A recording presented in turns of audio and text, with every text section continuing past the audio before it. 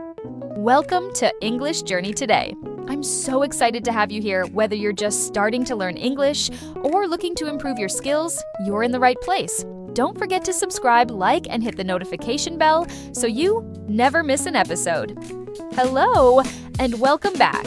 Today, we're diving into the vibrant world of everyday conversations. Whether you're ordering a coffee, catching up with a friend, or navigating a new city, mastering conversational English is your key to connecting with the world around you. Let's get started.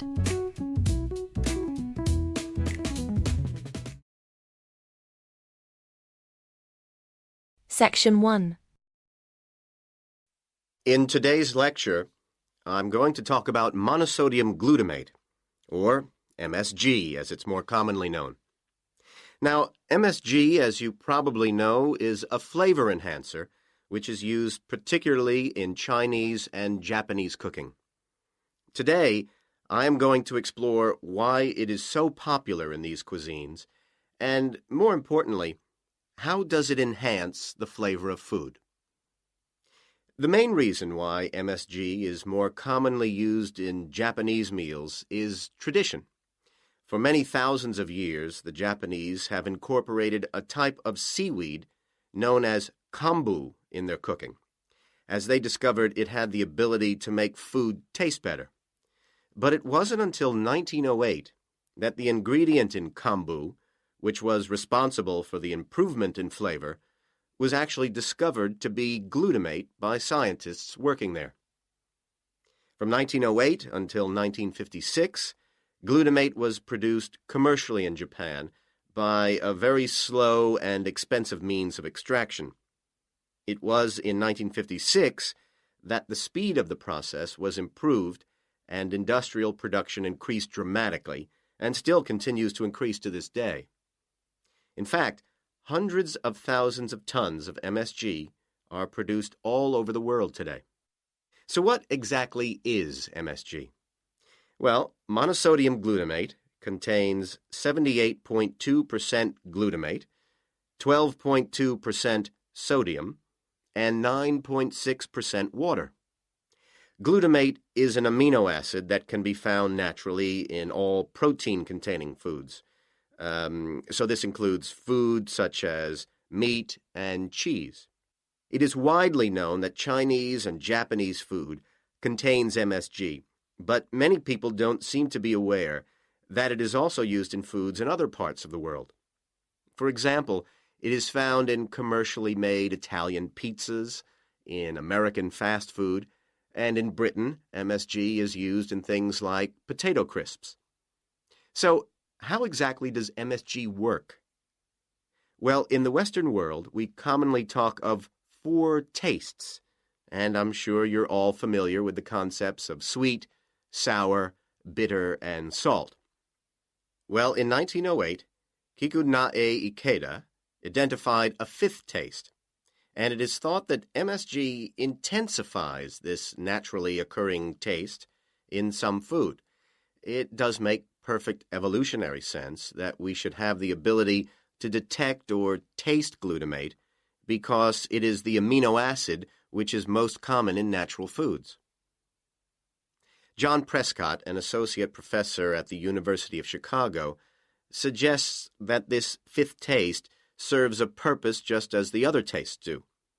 He suggests that it signals to us the presence of protein in food, in the same way that sweetness indicates that a food contains energy-giving carbohydrates.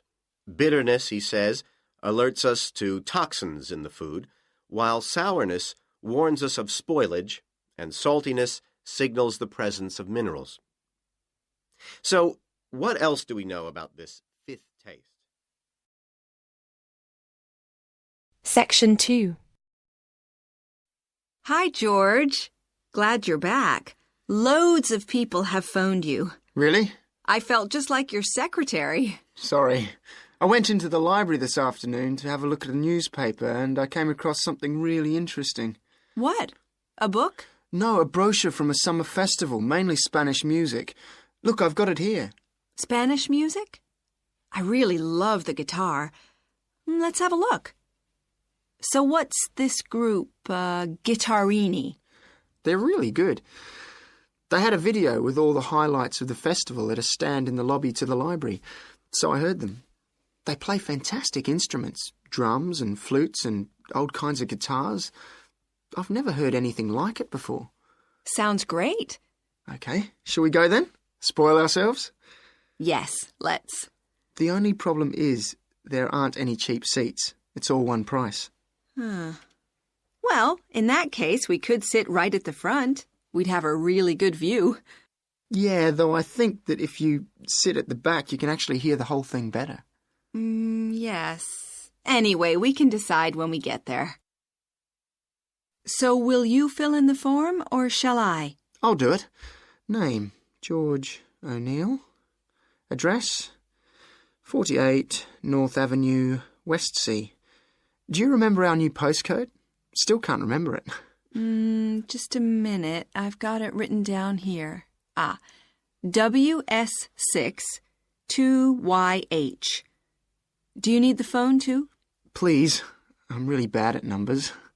01674 553 242. So let's book 2 tickets for Guittarini. OK. If you're sure $7.50 each is all right. How do you feel about the singer? I haven't quite decided. But I've noticed something on the booking form that might just persuade me. What's that then? Free refreshments. Really? Yes, look here. Sunday, 17th of June. Singer. Ticket, £6, includes drinks in the garden. Sounds like a bargain to me. Yes. Let's book 2 tickets for that. So, what else? I'm feeling quite keen now. How about the pianist on the 22nd of June? Anna Ventura? I've just remembered that's my evening class night. That's okay. I'll just have to go on my own. But we can go to the Spanish dance and guitar concert together, can't we? Yes, I'm sure Tom and Kieran would enjoy that too. Good heavens, £10.50 a ticket. I can see we're going to have to go without food for the rest of the week. We'll need to book 4. Wish we were students. Look, children, students, and senior citizens get a 50% discount on everything. If only. Section 3.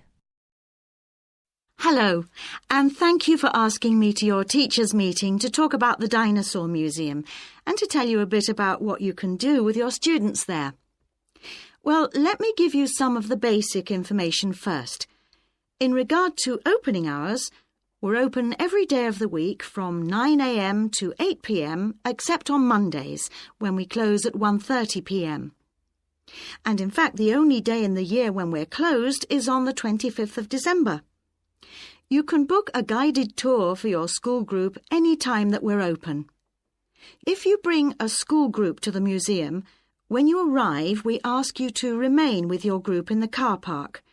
One or more of the tour guides will welcome you there and brief you about what the tour will be about. We do this there because our entrance is quite small and we really haven't got much room for briefing groups in the exhibition area. As far as the amount of time you'll need goes, if you bring a school group, you should plan on allowing a minimum of 90 minutes for the visit.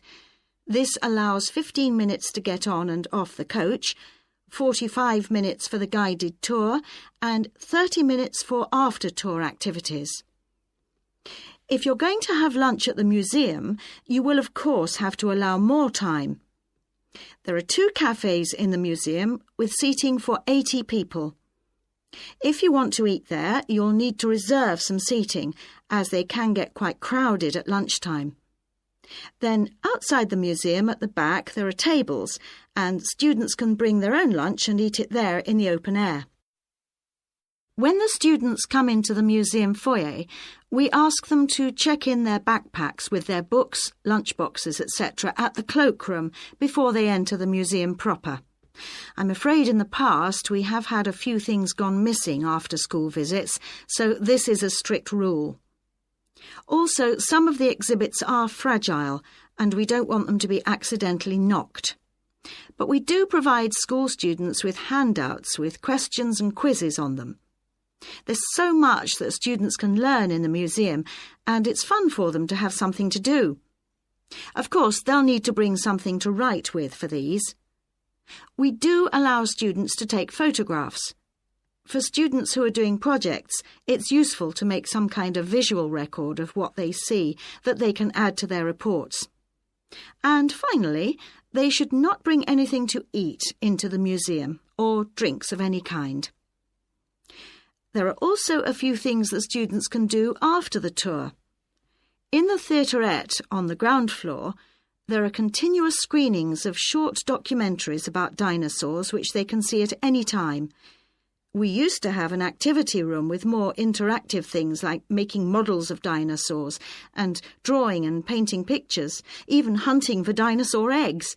But unfortunately, the room was damaged in a bad storm recently when water came in the roof, so that's closed at the moment. But we do have an IT centre where students have access to CD-ROMs with a range of dinosaur games. These games are a lot of fun, but they also teach the students about the lives of dinosaurs, how they found food, protected their habitat, survived threats, that kind of thing. And I think that's all I have to tell you.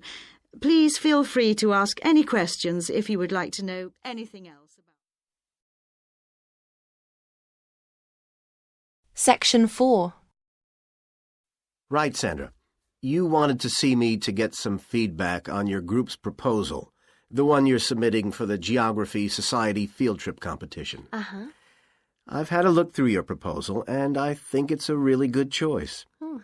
In fact, I only have a few things to say about it, but even in an outline document like this, you really have to be careful to avoid typos and problems with layout in the proposal, and even in the contents page.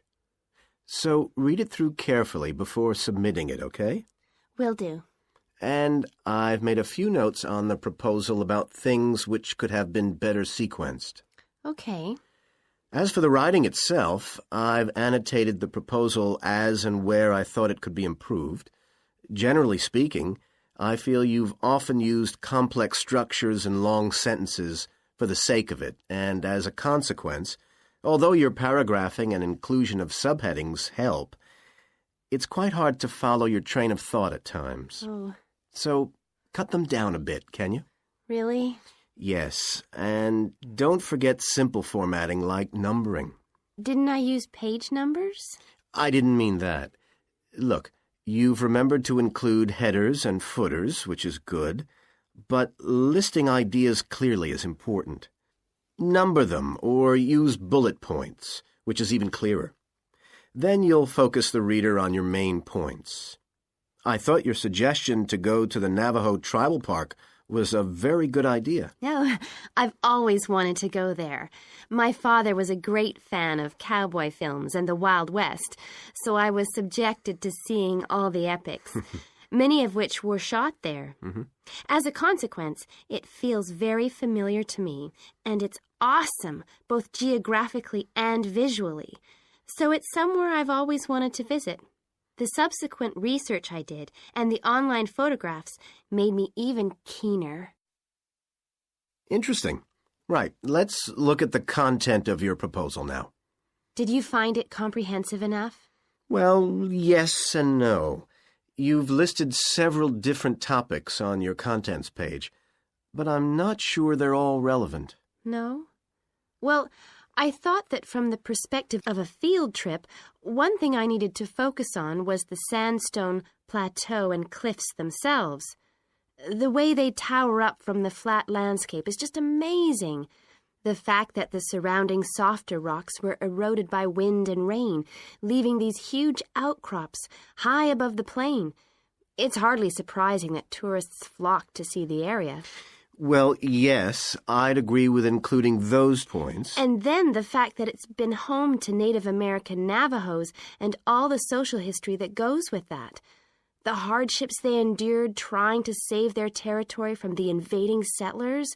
Their culture is so rich. All those wonderful stories. Well, I agree it's interesting, but it's not immediately relevant to your proposal, Sandra. So, at this stage, I suggest you focus on other considerations.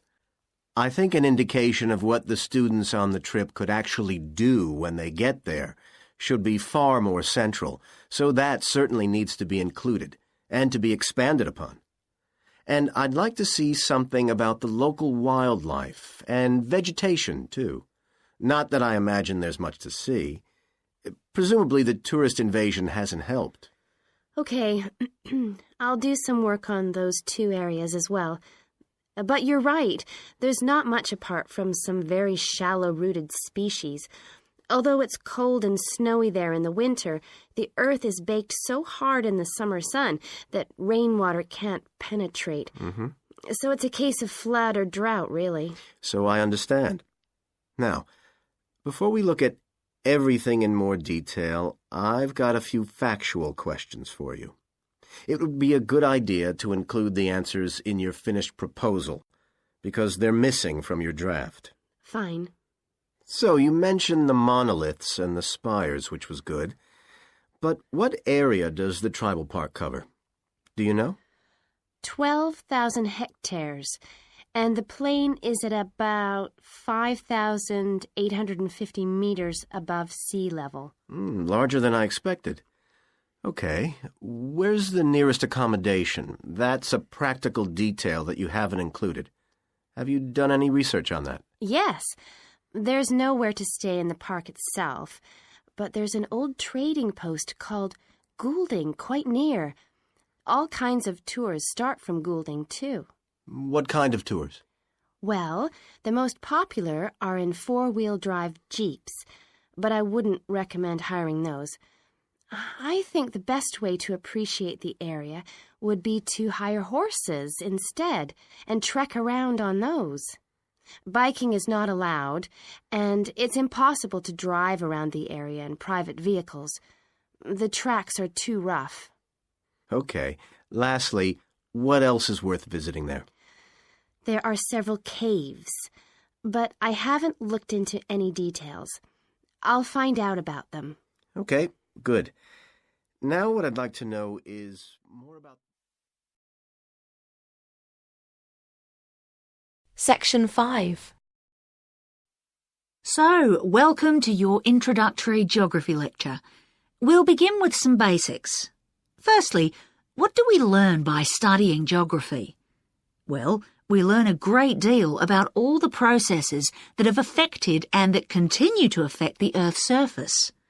But we learn far more than that, because studying geography also informs us about the different kinds of relationships that develop between a particular environment and the people that live there. Okay, we like to think of geography as having two main branches. There's the study of the nature of our planet, its physical features, what it actually looks like, and then there's the study of the ways in which we choose to live and of the impact of those on our planet. Our current use of carbon fuels is a good example of that. But there are more specific study areas to consider too, and we'll be looking at each of these in turn throughout the semester. These include biophysical geography, by which I mean the study of the natural environment and all its living things. Then there's topography. That looks at the shapes of the land and oceans. There's the study of political geography, and social geography too, of course, which is the study of communities of people. We have economic geography, in which we examine all kinds of resources and their use, agriculture, for example. Next comes historical geography, the understanding of how people and their environments and the ways they interact have changed over a period of time. And urban geography, an aspect I'm particularly interested in, which takes as its focus the location of cities, the services that those cities provide, and migration of people to and from such cities. And lastly, we have cartography. That's the art and science of map-making. You'll be doing a lot of that. So, to summarise before we continue, we now have our key answer.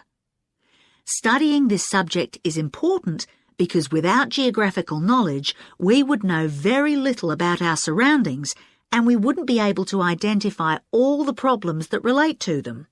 So, By definition, we wouldn't be in an informed position to work out how to solve any of them.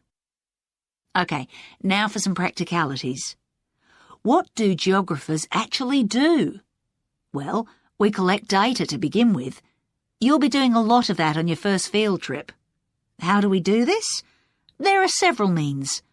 We might, for example, conduct a census, count a population in a given area perhaps.